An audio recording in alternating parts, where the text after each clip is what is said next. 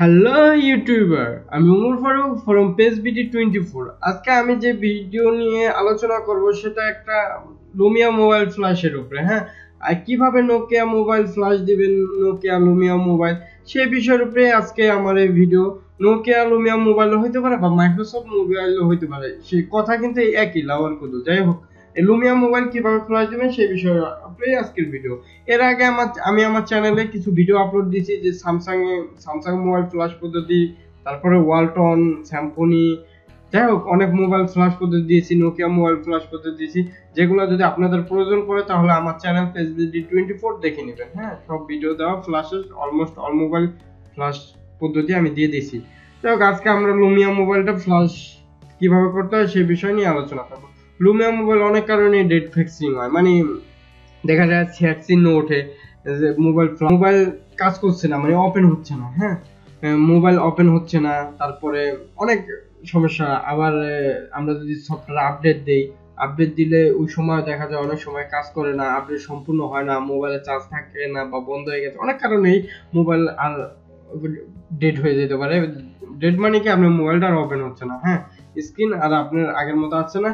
সেই সমস্যা, মানে এই ধরনের সমস্যা হইলেই আমি আজকের এই ভিডিওতে সমাধান করব। হ্যাঁ, তো প্রথমে আপনাকে উইন্ডোজ ডিভাইস রিকভারি টুল এরকম একটা সফটওয়্যার লাগবে। এটা আপনি কই পাবেন? আপনি সার্চ দিবেন আপনি গুগলে। হ্যাঁ, গুগলে সার্চ দিবেন লুমিয়া লুমিয়া রিকভারি টুল। হ্যাঁ, লুমিয়া রিকভারি টুল, এটা ক্লিক দিলে উইন্ডোজ ডিভাইস রিকভারি টুল এরকম এই মাইক্রোসফটের অফিসিয়াল সেটি পেয়ে যাবেন। হ্যাঁ, আচ্ছা, যাই হোক, এটা যদি আপনারা খুঁজে নাও পান, আমি আমার ভিডিও ডেসক্রিপশনে একটু নজর দিন, দেখেন ভিডিও ডেসক্রিপশনে ডাউনলোড লিংক দিয়ে দিয়েছি। হ্যাঁ, ডাউনলোড দা উইন্ডোজ ডিভাইস রিকভারি টুল। হ্যাঁ, এটা ডাউনলোড করবেন, ডাউনলোড করে এটা ইনস্টলিং দিবেন। এসব ব্যাপার তো আর বলার দরকার নাই। যাই হোক, ইনস্টলিং সাধারণ যে প্রসেস, ওই প্রসেসে দিবেন। ইনস্টলিং নিতে একটু দেরি হবে, এটা স্বাভাবিক প্রক্রিয়া। একটু অন্যান্য সফটওয়্যার যেমন তাড়াতাড়ি ইনস্টলিং নিয়ে নেয়, এটা নিতে অনেক দেরি হবে, মিনিমাম 10 মিনিটের মতো লাগতে পারে। যাই হোক, এটা ওপেন করলে এরকম একটা আপনি পিকচার দেখতে পারবেন বা স্ক্রিন দেখতে পারবেন। এরকম দেখবেন, দেখলে এরকম মাই ডিভাইস ওয়াজ নট ডেটেড, এখানে ক্লিক দিবেন। মাই ডিভাইস ওয়াজ নট ডেটেড, এটা ক্লিক দিবেন। হ্যাঁ, তারপরে আপনি এখান থেকে সেট চুজ করবেন লুমিয়া। আপনি সেট তো ফ্ল্যাশ দিবেন এখন লুমিয়া, তাই লুমিয়াতে ক্লিক দিবেন। হ্যাঁ, ওয়েটিং ফর কানেকশন, দেখা যাক, একটু ওয়েটিং করি তারপরে কি বলে। হ্যাঁ, কানেক্ট ইউর ডিভাইস, আমার মোবাইল কানেক্ট দিতে বলছে।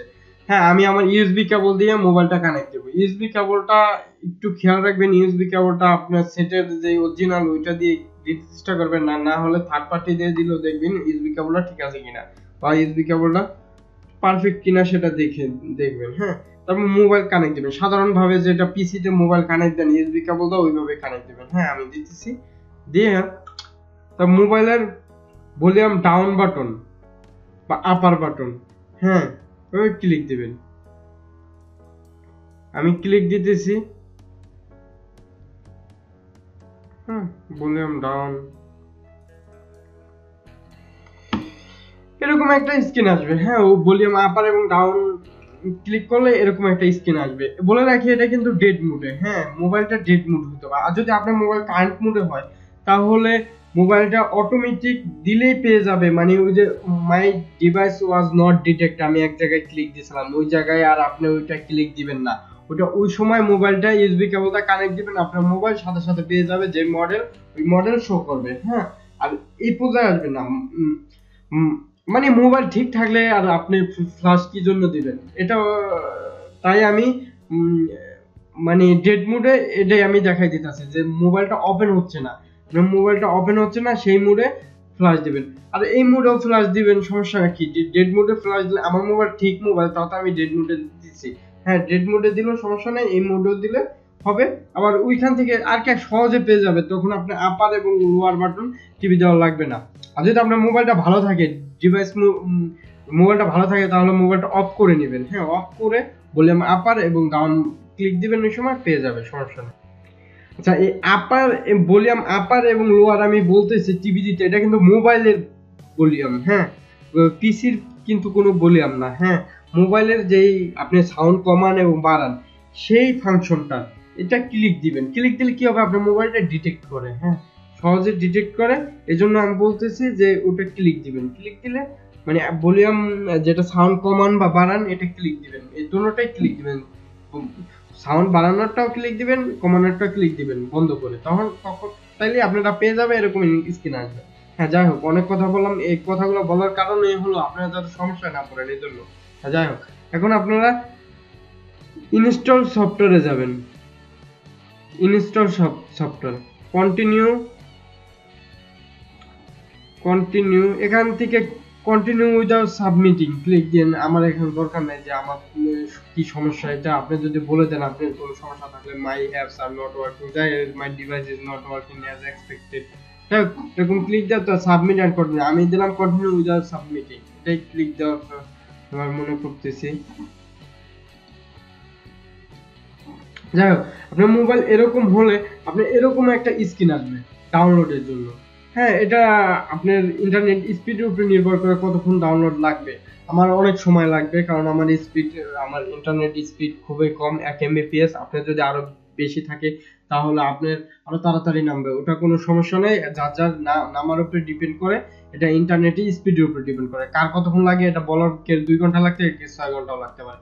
যাই হোক, এটা আপনি মানে যতক্ষণ ডাউনলোড লাগে ততক্ষণ অপেক্ষা করবেন। আমি এটা এতক্ষণ তো বসে থাকা সম্ভব না, আপনারা এতক্ষণ আমি বসে থাকলে আপনারা আমার ভিডিও দেখবেন না। তাহলে আমি পাউজ করি, পরবর্তীতে আমি রিসাম করে করে দেখাবো, সমস্যা নেই।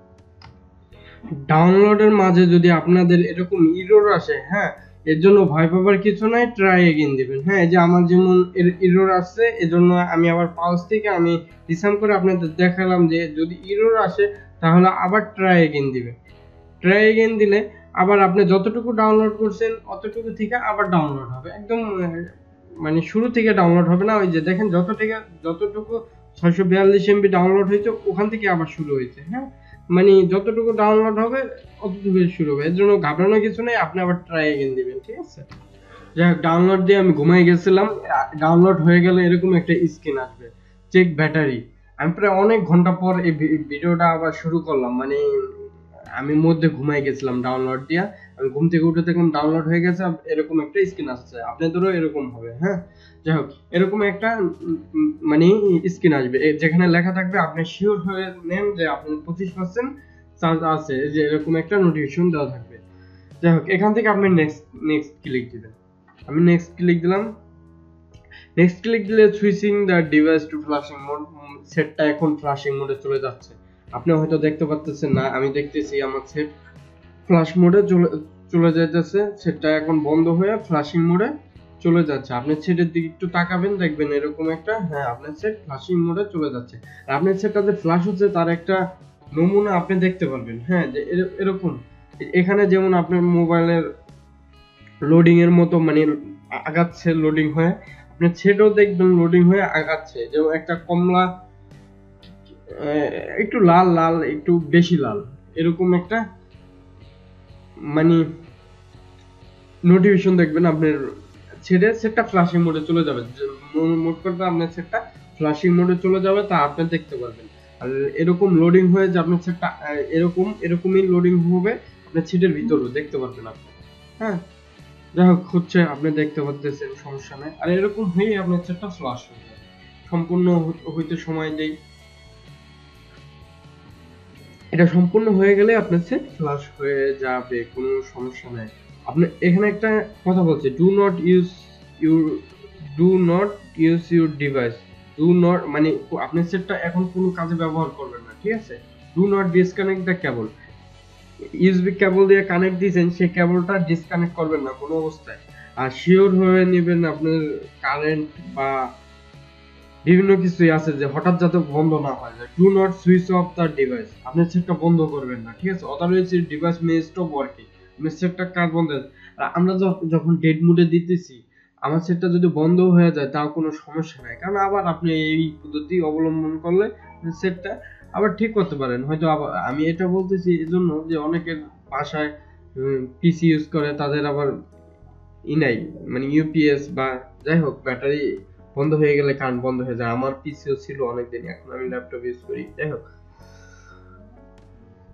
দেখা যায় during the installation your device restart and the screen goes blank, you can ignore all notification about its cable connection।